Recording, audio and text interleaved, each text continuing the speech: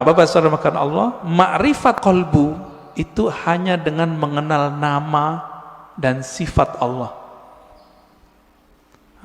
Jadi coba deh di sini dibuat nanti kajian Asmaul Husna yang mateng, bukan yang separuh-separuh, enggak, jangan, yang mateng kajiannya. Gurunya ahli zikir, bersanad zikirnya kepada Rasulullah. Insya Allah Pak enak ngajinya, kan banyak nih. Carilah ya, semoga ketemu nanti. Asma sifat. Nah, ma'rifatus sifat itu masih bagian dari kolbu, paling dalam. Dia udah masuk ke dalam sirnya kolbu. Kan kolbu ini dia ada bagian-bagiannya, Pak. Kolbu itu disebut ada fuad. Ada yang disebut dengan lub. Inti dari kolbu disebut lub. Nah, rahasia yang ada di dalam inti kolbu itu disebut dengan sir. Maka disebutkan dalam Al-Quran, Allah ya'lamu sirra wal akhfa. Allah mengetahui yang sir, yang tersembunyi, bahkan yang akhfa, yang samar. Nah, itu ketahuan oleh Allah SWT. Nah, di mana kesimpannya itu? Itu di dalam kolbu paling dalam, paling dalam. Kita ini semua dulu kan pernah ketemu Allah. Memori itu kesimpan di situ, Pak. Ada yang ingat nggak?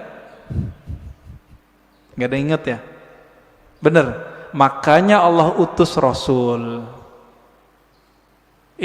Supaya apa? Memantik sir supaya dia kemudian kembali muncul.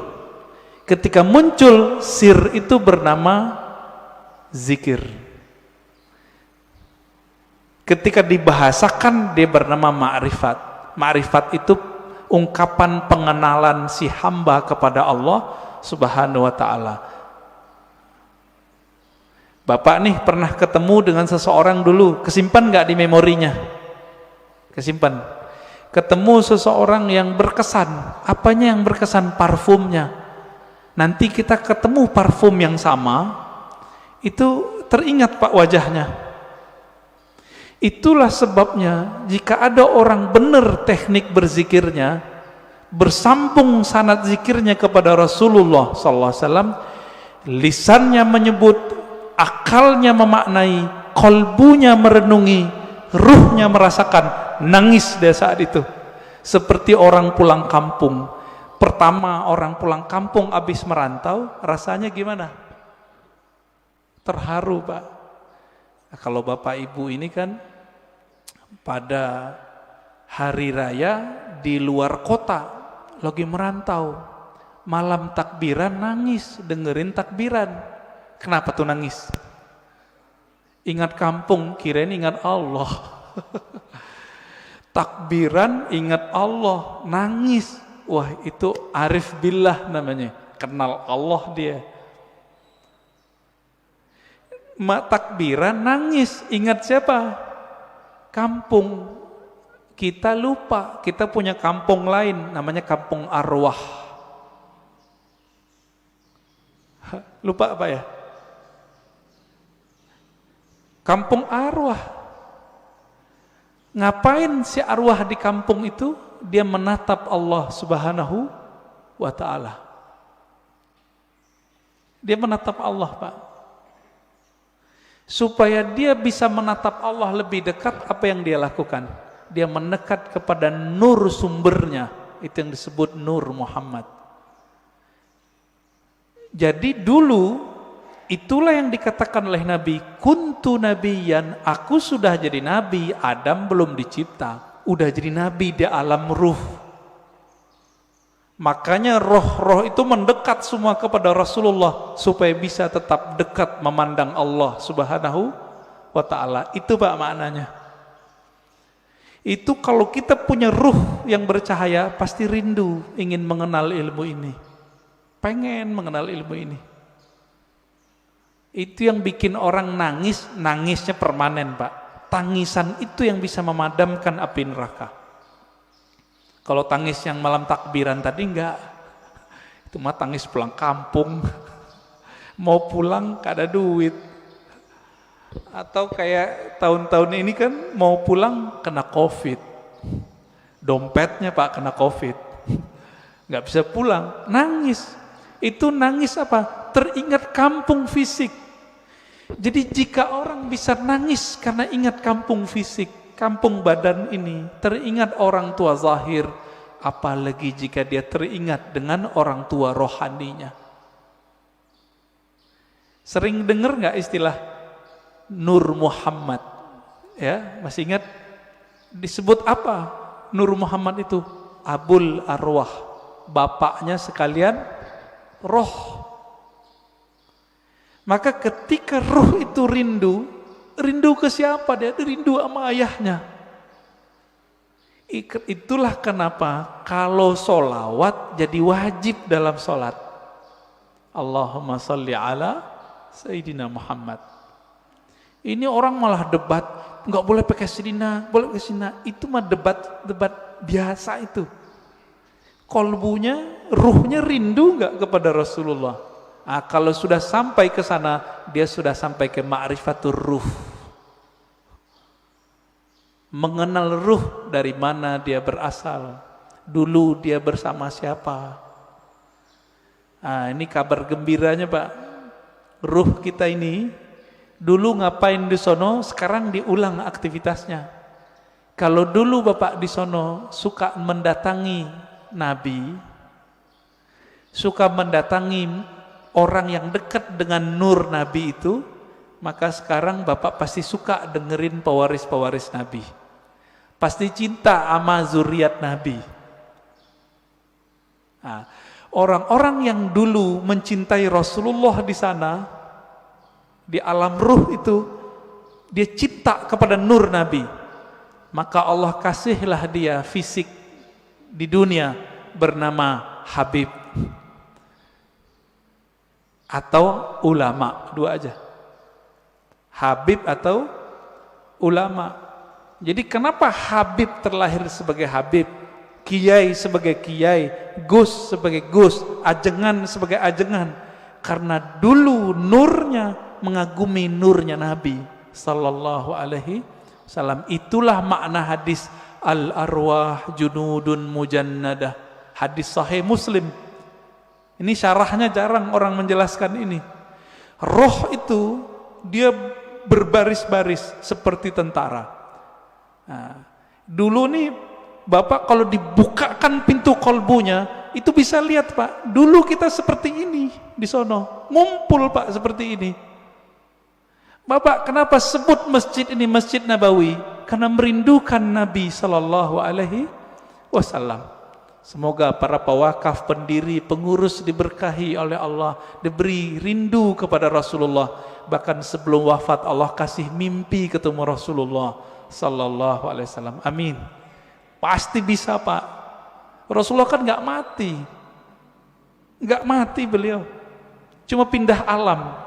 Kalau kita bisa mati sebelum mati, bukan bunuh diri loh Pak ya. Mati sebelum mati itu apa? Mampu memilah ini alam jasad, ini alam pikiran, ini alam kolbu, ini alam ruh. Mampu dia berzikir, bertahan, bisa dia ketemu Rasulullah Sallallahu Alaihi Wasallam. Bisa Pak. Dulu Sayyid Muhammad Alawi Al-Maliki kalau mau ngapa-ngapain itu nanya sama muridnya, masih hidup, saya nggak usah sebut namanya, kalau disebut ntar jadi orang mengkultuskan beliau nanti. Orang kita Pak, Jawa Tengah kalau nggak salah ya, Kiai Fulan, bertanya ke beliau, bocah ya waladi, kira-kira begitu ya, anakku, coba tanya ke Nabi, saya mau melakukan ini, beliau restu nggak? Itu yang minta siapa? Sayyid Muhammad, keturunan Rasulullah Sallallahu Alaihi Wasallam, hafal banyak hadis. Muridnya pakar mimpi ketemu Rasulullah. Karena sholawat gak berhenti-berhenti beliau. Sholawat aja terus. Maka Bapak Ibu saudara makan Allah, jika ingin bertemu Rasulullah, sholawat terus. Terus itu apa ujungnya? Ujungnya mati. Jadi kalau belum mati jangan berhenti. Dijamin Pak, pasti. Kenapa? Hadis jaminannya jelas. Man shalla alayya sallallahu alaihi asyara marat. Yang salawat kepadaku, Allah salawat kepadanya 10 kali. Saya mau tanya nih, ini 10 kali menurut kita atau menurut Allah? Coba lihat bahasa Arabnya. Sallallahu alaihi. Allah bersolawat kepadanya 10 kali. Berarti menurut Allah atau menurut kita? Kita ini Pak cukup dapat 1 salawat dari Allah pasti masuk surga. Salawat disertai rahmat masuk surga. Kalau 10 ketemu Rasulullah Sallallahu Alaihi Wasallam, ketemu Rasulullah pasti. Maka Nabi mengatakan ini garansi Rasulullah. Orang yang paling dekat kepadaku nanti siapa? Aksaruhum salatan, yang paling banyak bersolawat kepadaku. Inilah media kalau mau ketemu Rasulullah. Bisa. Siapa yang bilang gak bisa ya? Nabi mengatakan nanti di akhir zaman ada Dajjal. Seandainya aku hidup saat itu, akulah hajijun alaikum, akulah pembela kalian. Secara fisik Nabi gak ada Pak, tapi kan pewarisnya ada. Pewarisnya itulah disebut Al-Imam Al-Mahdi. Imam Mahdi, apa kata beliau? Namanya seperti namaku. Nama dalam bahasa Arab ismun. Ismun artinya tingkatan dan kemuliaan, bahkan ilmu. Itu artinya. Bukan Muhammad bin Abdullah. Muhammad bin Abdullah mah banyak habaib namanya dari dulu Muhammad bin Abdullah, tapi bukan Imam Mahdi. Ya.